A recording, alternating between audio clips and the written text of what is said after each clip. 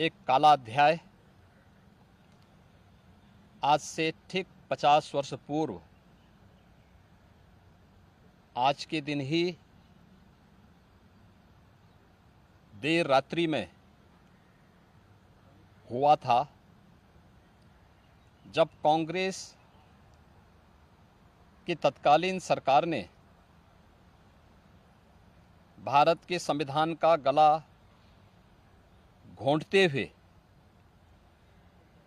लोकतंत्र को पूरी तरह समाप्त करने की साजिश रची थी।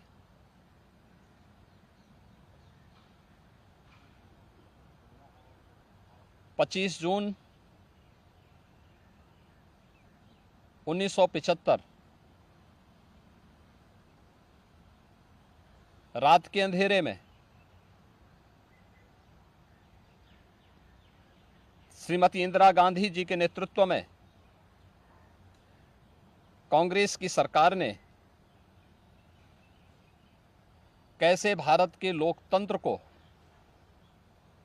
नष्ट करने का प्रयास किया था। उस समय के सभी विपक्षी दलों के नेताओं को, उसमें से अटल बिहारी वाजपेयी जी, से मोरारजी देसाई जी,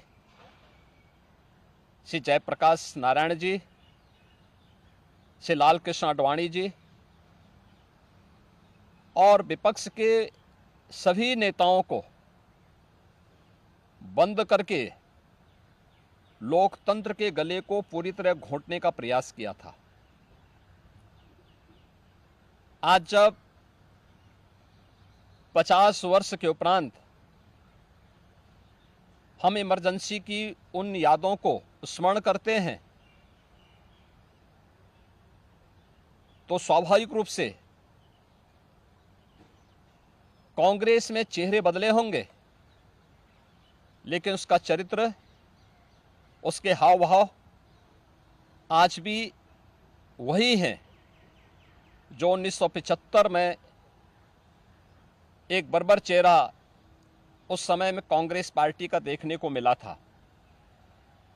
कैसे उन्होंने संविधान की मूल आत्मा कही जाने वाली प्रेम्बल में संशोधन करके उसकी आत्मा को नष्ट करने का प्रयास किया था। कैसे कांग्रेस ने उस समय देश के नागरिकों के मौलिक अधिकारों को पूरी तरह प्रतिबंधित कर दिया था। कैसे न्यायालय के अधिकारों को कांग्रेस पार्टी ने उस समय में बंधक बना के रख दिया था।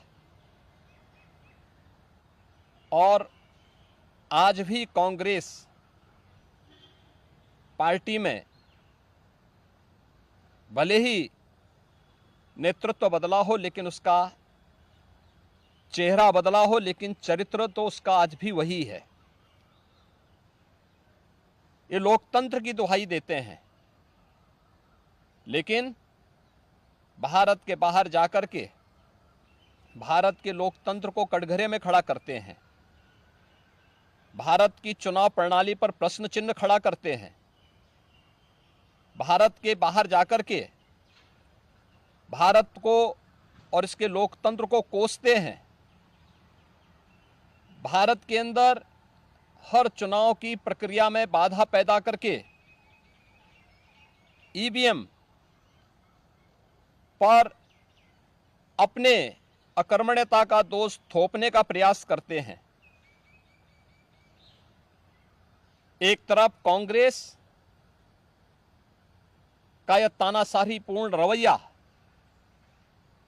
जिसने आज से नहीं या 1975 में ही नहीं, आजादी के तत्काल बाद संविधान अंगीकार करने के मात्र 2 वर्ष के अंदर ही देश के संविधान में संशोधन करके धारा 370 को उसमें जबरन डाल करके देश के अंदर देश की अखंडता को चुनौती देने वाली धारा 370 को डालने का प्रयास किया था।